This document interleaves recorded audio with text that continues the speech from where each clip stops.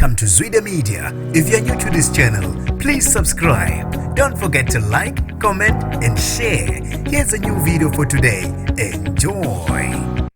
Ugcine ekalelwe ngamasongo kaSigonyela wesilisa oneminyaka engu-38 okungokudabuka emazweni angaphandle otholakale nesamba semali engaphezulu kwa-1 million eCape Town namhlanje. Nginibingelele ngiphinde nginamukele ezindabeni zezwe igama lami ngosibonga konke wakantwande mothanda ungangibiza intatheli ka-YouTube. Zimkalele owesilisa oneminyaka engu-38 ongokudabuka emazweni angaphandle kuthiwa utholwe nesamba semali engaphezulu kwa-1 million kanye nenqwaba yamakhadi kanye namaselula.